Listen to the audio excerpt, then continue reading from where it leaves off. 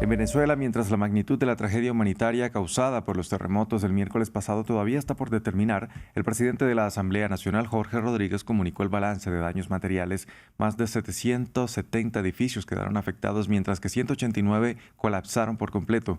Para entender las imágenes que vemos en las que algunas estructuras se mantienen en pie al lado de las ruinas, conectamos a esta hora con Juan Manuel Fuentes García. Él es ingeniero, presidente de la Sociedad Mexicana de Ingeniería Sísmica. Juan Manuel, buenos días y bienvenido a France 24.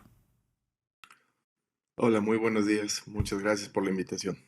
Juan Manuel, antes de hablar de las condiciones de las construcciones que han caído, le pregunto por la fuerza de un doble terremoto. ¿Influyó de alguna manera que fueran dos sismos tan fuertes y tan seguidos en las afectaciones causadas?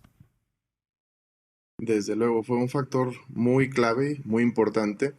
Digamos que el primer sismo o el primer terremoto que ocurrió eh, afectó a las estructuras y el segundo evento terminó, digamos, de pegarle a las estructuras que ya estaban dañadas. Esto mismo nos ocurrió aquí en México en 1985.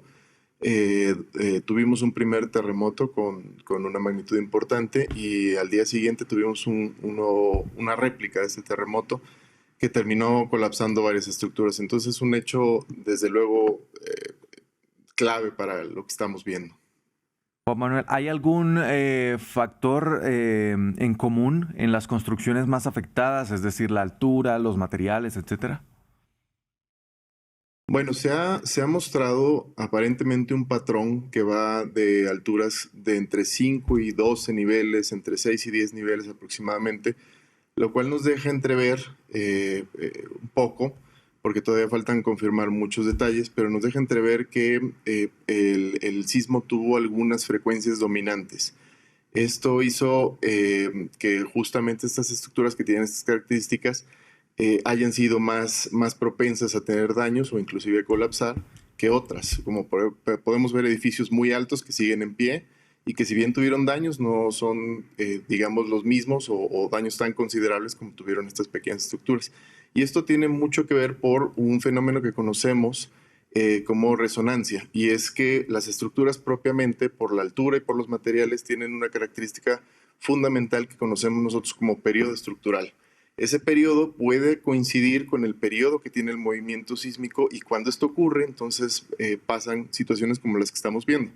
Desde luego, esto también puede ser influido por el tipo de construcción, la calidad de la construcción y desde luego los sistemas estructurales que se han utilizado para la construcción de estos edificios. Ahora, cuando uno ve las imágenes y los videos de edificios caídos al lado de otros que todavía siguen en pie, ¿se puede determinar por qué unos se derrumbaron y otros no? Bueno, digamos, un poco de concordancia con la respuesta que di anteriormente, pero también tiene mucho que ver en la calidad y en el tipo de diseño que tienen algunos edificios y otros. Desde luego también la antigüedad digamos, la edad que tiene cada uno de los edificios influye demasiado.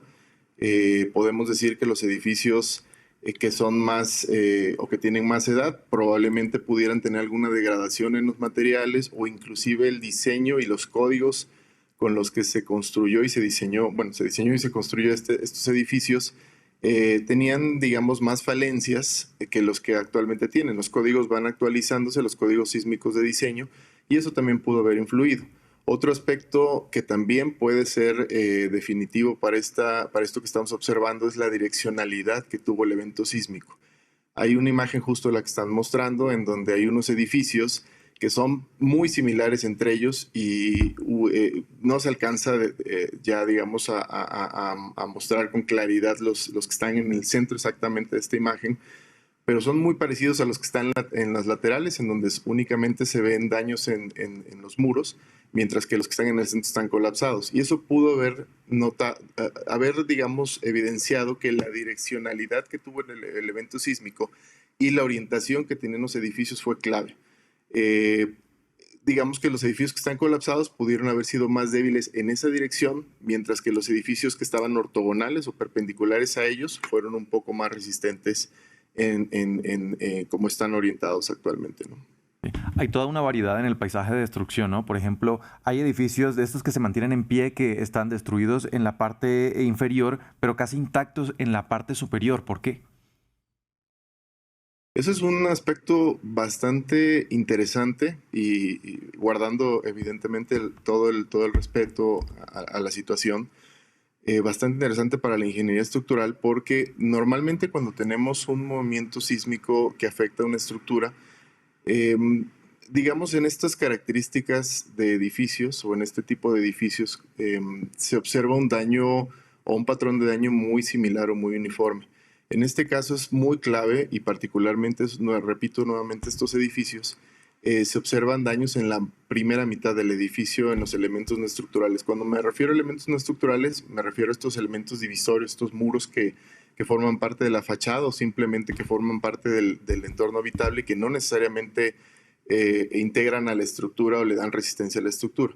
Entonces, en este caso, pudiera haber sido que se concentraron los desplazamientos en la parte inferior y simplemente ayudaron a frenar un poco el edificio con este daño que tuvieron, o que inclusive pudieran estar relacionado con esta doble ocurrencia de los eventos sísmicos, en donde el primero hizo que la dinámica del edificio funcionara de cierta manera o reaccionara de cierta manera, y el segundo evento tan repentino modificara de manera rápida el movimiento de estos edificios. Realmente es algo muy complejo y bueno, nos va a tomar algún tiempo tratar de entender qué fue lo que pasó en estos casos, ¿no? Muy particulares. Ok. Juan Manuel, ¿cómo saber también si las construcciones en los otros países de América Latina y del Caribe podrían resistir a un doble sismo de este tipo, como el que sufrió Venezuela?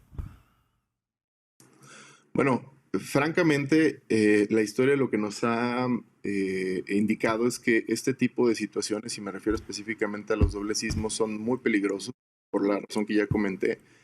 El primer evento sísmico, históricamente, el primer evento sísmico afecta, cuando una estructura es sometida a esto, el primer evento sísmico afecta la resistencia estructural o la capacidad, digamos, de la estructura ante eventos sísmicos. Y el segundo evento, digamos, llega a ser muy devastador. Entonces, cuando esto se llega a presentar, realmente las expectativas o los pronósticos de supervivencia de los edificios pues se reduce. Sin embargo, los códigos a nivel latinoamericano se han reforzado, los códigos de diseño se han reforzado y en algunas ocasiones se han propuesto modificaciones o se han propuesto aspectos que pueden considerar como por ejemplo esta doble ocurrencia más bien la ocurrencia de réplicas, que es digamos algo que también le tenemos mucho cuidado como ingenieros estructuristas, pero sí es importante mencionar que esta situación la podemos ver en otros países, desafortunadamente. La razón es muy sencilla, simplemente tenemos edificios construidos que fueron diseñados con códigos previos a los que actualmente utilizamos, que eran códigos con limitaciones en cuanto al diseño estructural, digamos, había y sigue habiendo todavía desconocimiento en algunos aspectos que se han ido mejorando desde luego, pero digamos, esos edificios que fueron diseñados con códigos previos, pues son más susceptibles que los edificios que ahora son diseñados con códigos mejorados. Otro aspecto importante es la densidad poblacional. En aquellas ciudades en donde la densidad poblacional es importante, pues vamos a tener un riesgo mucho mayor, ¿no? Sí se han mejorado las condiciones, eso es importante decirlo, desde luego, pero no debemos de olvidar que tenemos construcciones antiguas y densidades poblacionales importantes en grandes ciudades de Latinoamérica. Y ya para terminar, Juan Manuel, nos queda solamente menos de un minuto y quisiera preguntarle de forma rápida, de forma general, ¿cómo una persona puede saber si su edificio es sismo resistente y además si un edificio de estos va a resistir a este tipo de sismos? Bueno, yo la recomendación que haría primero es, generalmente hay comités que forman parte de un edificio, entonces organizarse en ese comité, hacer inspecciones muy generales, revisar cuál es el estado de mantenimiento del edificio, si hay algunas fisuras o algunos grietas, y en segundo punto, acercarse con un experto. Esto es muy importante, tener el acompañamiento técnico es definitivo, y eso puede darnos mucha tranquilidad sobre nuestro edificio, sobre donde vivimos, sobre nuestro hogar y bueno, pues tratar de mantenernos también actualizados como comunidad de ingeniería para poder atender estos casos que de pronto llamen a nuestra puerta.